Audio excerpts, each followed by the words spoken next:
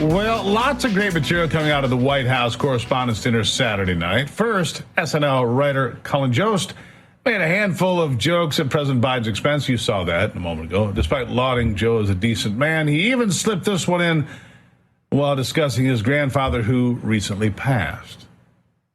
He voted for you in the last election that he ever voted in. I mean, I'm sure someone else will vote twice in this election using his name, but that's just how the Democratic machine works. Yeah, that is how it works. Needless to say, it didn't go over well in that room. None of it did.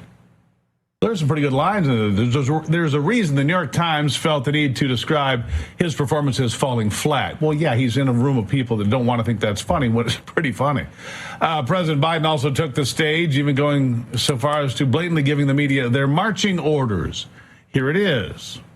On the third anniversary of January 6th, I went to Valley Forge, and I said the most urgent question of our time is whether democracy is still the sacred cause of America. That is the question the American people must answer this year. And you, the press, play a critical role in making sure the American people have the information they need to make an informed decision. Yeah, when your popularity numbers are as bad as his, I guess you rely on bringing up January 6th yet again and telling the press to cover for you. Joining me live now to discuss all of it, former Congressman and Dallas County GOP Chair, Lieutenant Colonel Alan West. Colonel, nice to see you again. It's a pleasure to be with you, Steve. A lot going on, but, you know, there were some pretty good jokes that he laid down there, and I played some of them at the top of the show, and then I just played that one. Those are pretty good lines. But the press corps, they're afraid to laugh in that room. They may get caught on camera laughing, thinking that stuff's funny. The economy is like you going up the stairs of Air Force One. You're falling down, but it feels like you're making progress somewhere, right? I mean, that's good stuff. But they have no sense of humor. No, they don't have any sense of humor. And what you just saw was a president, like you said, just giving marching orders to the press to go out there and, tout my lies, tout my talking points.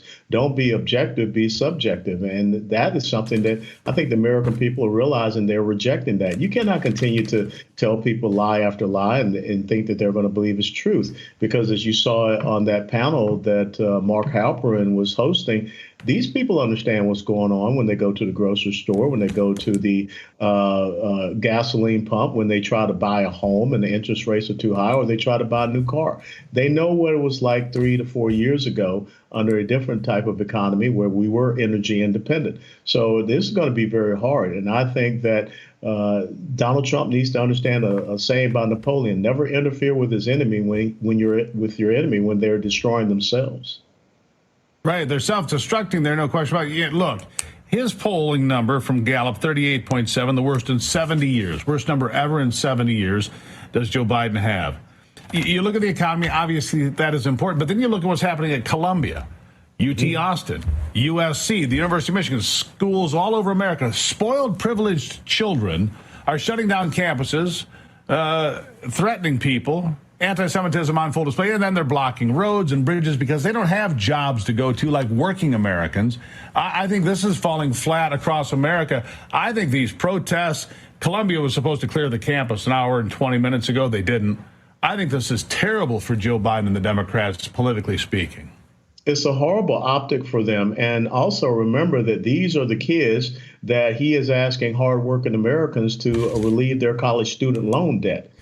So that's not going to go over well. And also, he wants to do that unconstitutionally, even after the Supreme Court and Nancy Pelosi has said that he does not have the enumerated power in the Constitution to do so. So if you want to talk about a threat to democracy, you're looking at it. People that are on the street shouting death to America and supporting a terrorist organization that killed Americans on October the 7th, took Americans hostage, still holding Americans hostage. And we believe that this is part of free speech and free expression. No, this is sedition. This is treason. And there are no adults that are disciplining these young men and women and holding them accountable and consequences and ramifications for what they're doing. Well, here's the ramification of what they're doing at Columbia. The Columbia War is coming because by once again saying, well, here's our deadline, here's the red line, don't you? And they don't care. No deadline, no red line to cross, doesn't matter. They do as they please. At some point, they're going to have to clear the campus.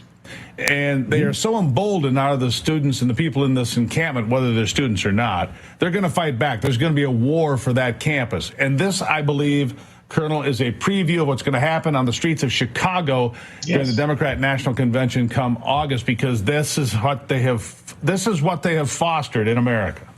No, you're absolutely right. And George Soros is behind it. You see the progressive socialist left, the Marxists that are taken to the streets, and they're aligning themselves with Islamists and Islamofascists. And they are, like I said, promoting a terrorist organization, and they're putting down their own country. And at some point in time, they have to be held accountable, and that campus has to be cleared.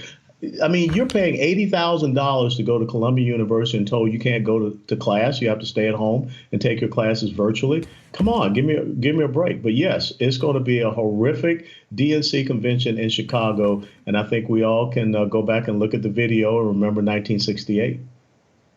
Yeah, it's pretty simple how to solve this in one way. Tell the kids that are there, just walk around and give them tickets.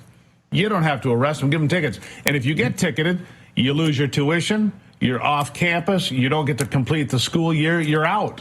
I mean, if these kids all of a sudden realize, what? I don't get to take my finals. I don't get to go to the mess hall. I don't get to go, to have all this fun. No, you don't. You lose all your privileges. Problem solved in about 5 minutes. But What's wrong with these people? adults. Where's the leadership? It requires adults to do that, and there are no adults that are leftists. And the other thing is, if you're not a citizen of the United States of America, your student visa should be revoked, and you should be sent back home.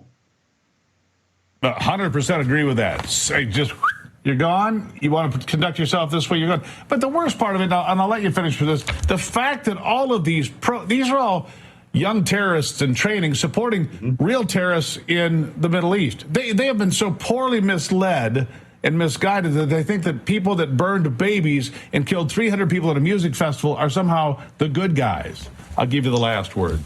Yeah, it's amazing to me that these young people don't understand that if they were at that peace concert there, they would have been killed as well by those Hamas terrorists. But even more disconcerting, Steve, is the fact that we have all of these unknowns, these gotaways, and these single military age males that have come across our border. We got more real terrorists that can join in with these wannabe young terrorists here in the United States of America. We have a situation and a problem that is brewing for our constitutional republic.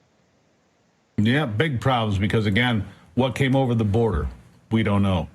Alan West, thank you as always. My pleasure, sir. God be with you.